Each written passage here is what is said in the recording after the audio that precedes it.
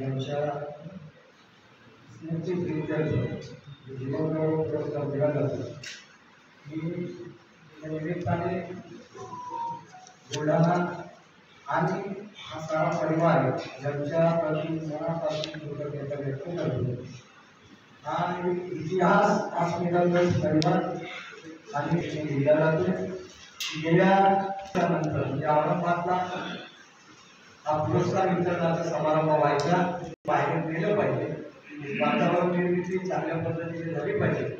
आणि मला आनंद याही गोष्टीचा वाटतो की बुलढाणा शहरातील भर उन्हामध्ये मला वाटतं 37 तापमान आहे आजचं। त्याच्यापेक्षा जास्त तापमानाची आम्हाला सवय जळगावकरांना 45 40 तर तुम्ही या तापमानामध्ये आला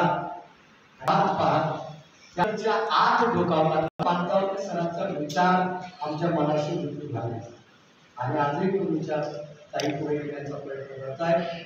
मी या सन्मान पत्राचं वाचन करतो। देशाची अभिजात लय आपण जन्मासोबतच घेऊन आला।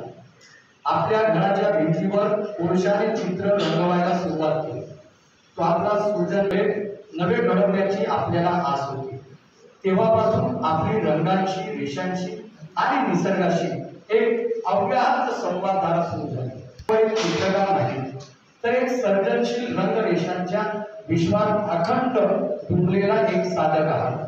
आपली चित्रे केवळ दृश्य नसतात, ती अनुभव असतात, भावना असतात, चिंतन असते। बाबूळ या झाडाला आपण आकार व रूप दिले। आपल्या चित्रात नाद, लय, आवेग आला। बुद्ध, दगड, झाडे, पानं, पक्षी ही सारी निसर्ग रूपे आपल्या चित्रातला प्राण आहे। सोबत बोटातून निथळलेली रंगरेषांचे कलात्मक रूप, नंतर समूहाची जाणीव झाली। आपण जनावरातले चित्रकार झाले। ताळोबा, मेळघाट, नवेगाव महान, भीमबेटका, नर्मदा अशी भटकंती करून चित्रातून प्रभावी आशय मांडला। आपण चित्र आणि जगणं यांची संगती कागदावर आली। आपली चित्रे जगभर चैतन्य स्रोत ठरली। आपण रेषांचे अनेक प्रयोग केले, तसेच चित्रात सौंदर्य आले। जगण्याचा तर ढोळून काढणारे वास्तव आहे। स्त्रीचं जगणं, तिची विविध रूपे, तिचे समाजातील स्थान हा आपल्या बहुतेक चित्रांचा विषय। आपल्या चित्रांच्या तळाशी चिंतन आहे, चित्र साधना आहे, सोबत वेदनांची रेषा आहे। आपल्या कलेने लोकसंघर्षाला रंग दिला, आशय दिला आणि अस्मिताही दिली।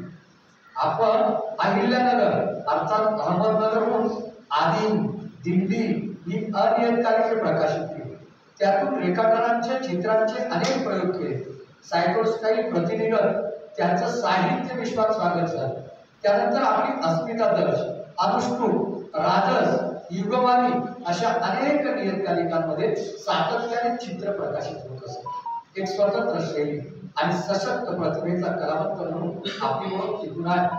सुखदुःखाच्या गळत गहिऱ्या जाणीवा, माणसाची मातीशी असलेली घट्ट नाळ आणि निसर्गाच्या खांद्यावरचा हात ही चित्रकार म्हणून आपली बांधिलकी भटकंतीतून जगाकडे पाहणे म्हणजे खऱ्या अर्थाने स्वतःला समजून घेणे। ही प्रक्रिया आपोआप कलाविष्कारात उतरत जाते। कलावंत चित्रकाराचं अस्सलत्व अधोरेखित करते, तेच आपलं आयुष्यभर आपण करत आहात। आपल्या कला प्रवासासाठी अस्मिता दर्शकार पद्मश्री डॉक्टर गंगाधर पानगावणे स्मृती जीवनगौरव पुरस्कार 2025 आपणास प्रदान करताना आम्हास विशेष आनंद होतो। शनिवार दिनांक 29 मार्च 2025 स्थळ जिजामाता कॉलेज सभागृह, चिखली रोड, बुलढाणा। आणि या सन्मान पत्राचं ज्यांनी विनीत म्हणजे खऱ्या अर्थानं पद्मश्री डॉक्टर गंगाधर पानगाव प्रतिष्ठान, छत्रपती संभाजीनगर। धन्यवाद।